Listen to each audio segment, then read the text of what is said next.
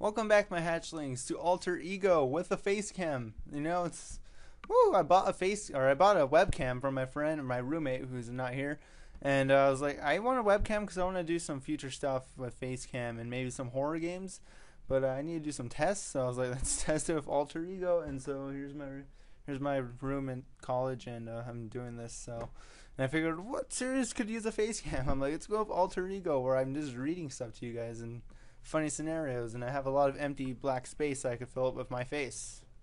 I'll probably make this as small as a little box as I can. Let's go to stats. We're gonna start off every episode with just to remind us, I'm a ticket taker at a movie theater. I am unattached to nobody. My familial is 81. You guys could read all that. My highest is intellectual, and then my second highest is social, while my lowest is being vocational. And then I'm not very calm, apparently. Okay. My highest is expressiveness, it looks like, and my lowest is obviously calmness. But oh no, my highest is thoughtfulness. All right. And then second highest is expressiveness. I have 7,081 money. I don't know if that's U.S. dollars or euros or pounds, whatever. Yen, who knows? Is that even a currency? Whatever. Thoughtless spending per turn. 812. What does that even mean? I don't even know what that means, but it's really, that's all we gotta do. We could buy stuff. Let's start off buying something. We got so much money, we need to spend it. Welcome to the wonderful world of major purchases. In this icon, you will have the opportunity to purchase the material possessions you have always dreamed about. You can use either cash or our easy money, or our easy to arrange credit program. While you are in this icon, I will encourage you to spend to your heart's content. But please note that spending beyond your means can, and in most cases will, be hazardous to your emotional and physical health.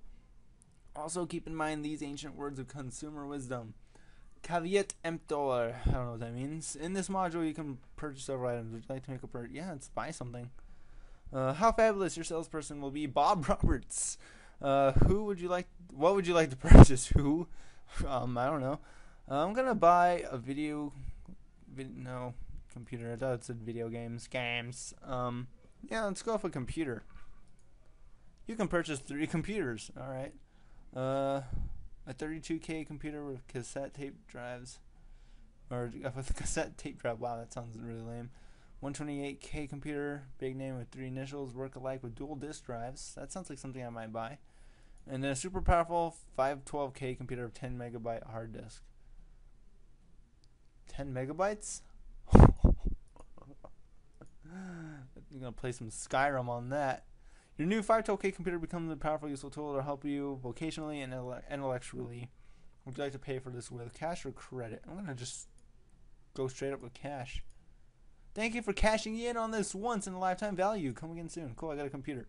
Alright, now let's start with the real stuff. I believe we're now like a young adult. That's what we're doing with life, right? You're in young adulthood. Yay. Okay, let's continue. So I guess we'll start from the top. You're driving in a car with a friend when he runs over a dog. He seems rather insensitive about it and doesn't stop the car. I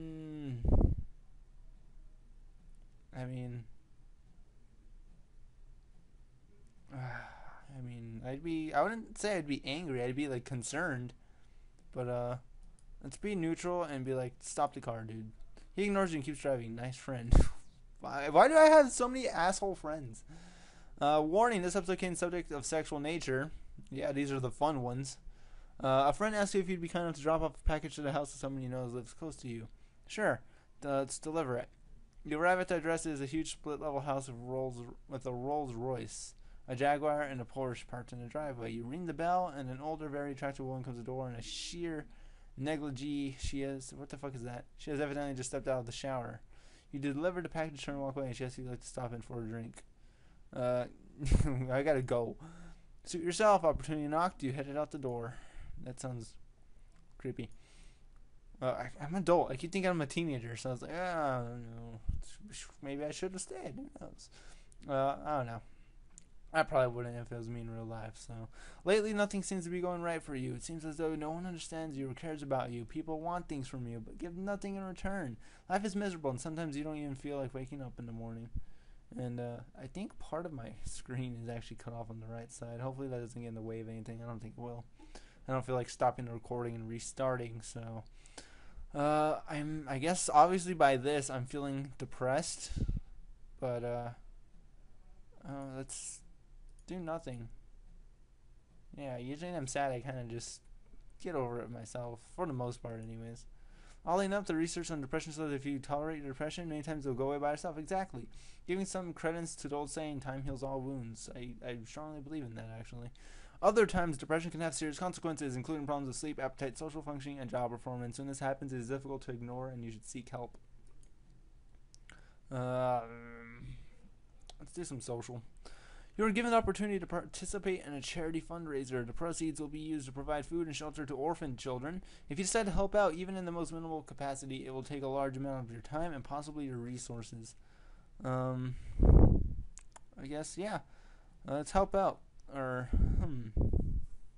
I don't like doing fundraisers, honestly. But orphan children? Yeah, sure. I'll volunteer. In what capacity would you like to serve? I'll play a helping non-leadership role. Those are my favorite when it comes to like volunteering. Why was that hard? That was that word so hard to get out of my brain. I don't know. You are asked to handle parking arrangements for the fundraiser. It's not a glamorous job, but it is a very important one. As a result, you are thanked by the person who organized the fundraiser and given special recognition at the dinner which follows it. Well done. Cool. This is Colin, our park master. Yeah. And my Xbox. I'm using my Xbox to light up the screen to give me some better lighting. So, I should probably just plug in my wired controller. That'd make more sense. I don't have to do this repeatedly. I'm not going to do that now. And I don't want to pause the recording because I've had bad stuff with Facecam where it gets unsynced, and I don't want to risk that happening. So I'm just going to leave this in one. I guess I could cut it out, but whatever. I'm just going to keep going. Or in this, just some sexual nature. Awesome. A bunch of your friends con you to going into a bar that features couch dancing. Couch dancing is where a woman, clad only in a G-string, stands on the couch while you support her by the ankles. Once she is in this position, she dances for an entertainment pleasure. After the girl finishes her dance, she invites you to the back room for a relaxing massage.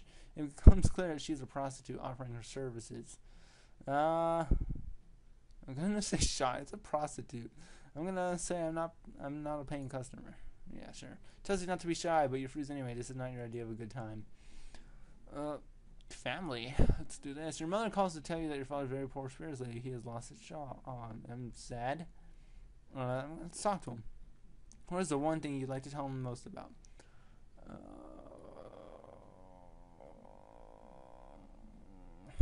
Let's be loving. Let's be nice and loving. Dad looks at you and this is getting sad. Dad looks at you and large tears begin to roll down his leathery face. He squints hard to keep them in, but they come rushing down the side of his face long streams. This might make you feel badly. If it does, it only means that you are emphasizing with him, which makes him feel better. It was a little sad, a little tear jerker. Vocational. You're trying to move ahead as quickly as possible in your vocational life, but it is rough. The more honest hard work you do, the more time you spend spinning your wheels and getting no place fast. An opportunity arises for you to move ahead. It comes unexpectedly. A highly influential person slips up. You could capitalize on this error and move ahead, but if you do, the person's life will be ruined. I mean, it feels like some asshole maybe, but I don't know this person, so I'm just gonna say no and keep on keeping on.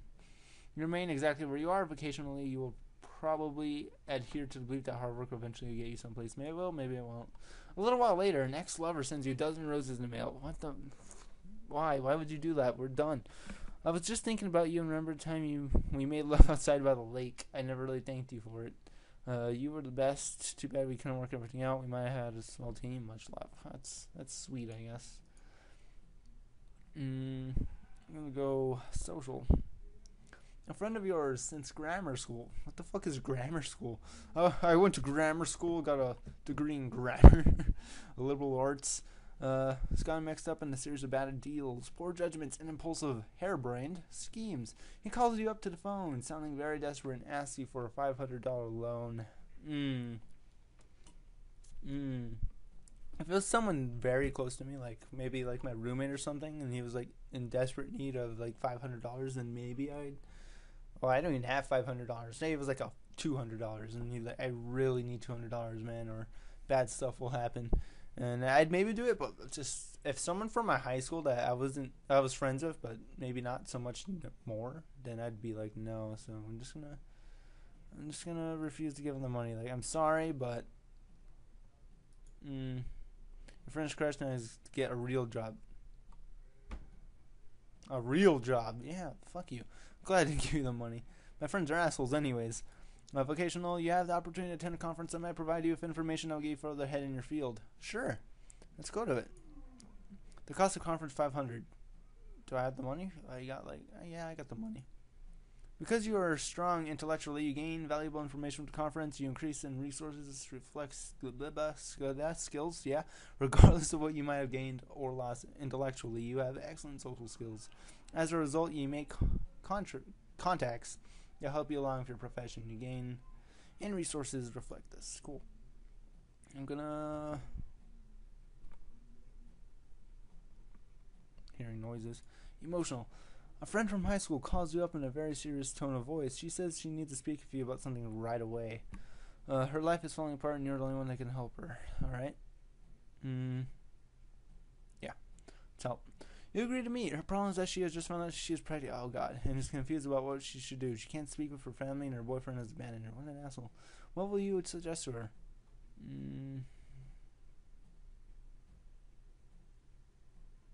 Let's try to help her decide. Yeah. A sensitive choice, you must have realized that giving anyone such a direct piece of advice on a matter as serious as this would surely be a mistake. If things didn't turn out well, she might hold you responsible. Unfortunately, it is often very difficult to help someone in trouble sort out his or her true feelings.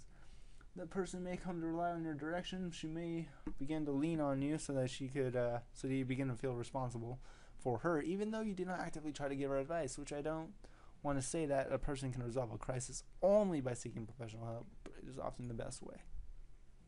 Okay. Yeah. Sexual nature. Better be old enough and mature. One of your friends is getting married next Sunday, and you have been invited to his bachelor party. The best man for the wedding has hired a performer for the evening. Her name is Helga. I don't like that name. That's no offense to any Helgas, but I just don't like that name. Why do I have paper towels here? I was eating some raviolis, and now my paper towel's on the floor.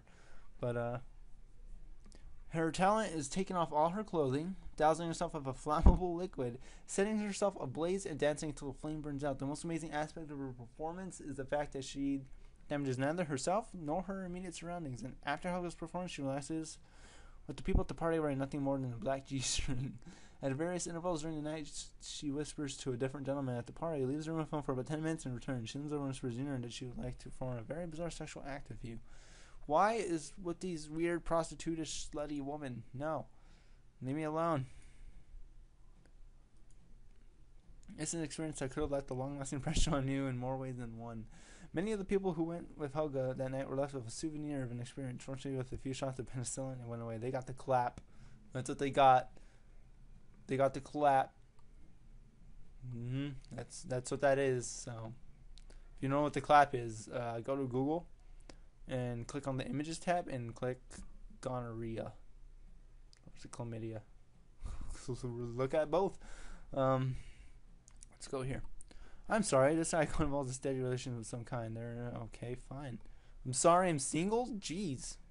Fucking game. What about this one? Oh, there we go. The thought occurs to you that it might be interesting to travel to a faraway place for a little while and experience new things. Someone suggests joining the Peace Corps. I'm kind of turned off by that. So, yeah. A little while later, after you're returning home from the doctor's office one day, your mother sits on the couch and lets out a cry of anguish. Fleas! I can't believe that mangy mutt gave me his fleas. I should act that out more. Fleas! I can't believe that mangy mutt gave me fleas! She exasperated. Goodo. Aw, dog. I love Goodo, my dog. Her dog innocently sniffs her ankle and looks up at her with a sheepish grin. Good old Goodo. It's funny how that turned out. I didn't plan that. Not in a relationship. Should I get in a relationship? We need to. Let's meet someone. Am I even with someone? I don't even think I am with someone. It's no, because they would tell me right there, wouldn't it? Let's look at marriage. Yeah, it doesn't look like I'm in a relationship. Let's find someone. Let's meet somebody. Yeah, let's meet someone. Where would you like to meet this person? I don't go to school, at work. Someplace other than school or work. Sure. Where do I work? Movie theater? Let's go movie theater. Who would you like to meet? Let's see. I got Kathy, Bridget, Carol, Gigi, Antoinette, Gail, Kimberly, or Tony. Out of all those names, I'm going off names. I'm going to choose the most attractive name to me. And it's either going to be probably Kathy or maybe a Kimberly. Let's go Kimberly. I have chosen to meet Kimberly. Her character is made to be described as follows. She is very trustworthy, gentle, not very calm, is very happy, moderately confident, and moderately attractive. You meet Kimberly in the following way. She works at the front desk. After saying you're attracted to her, you ask her for a date. Fortunately, she accepts. Alright,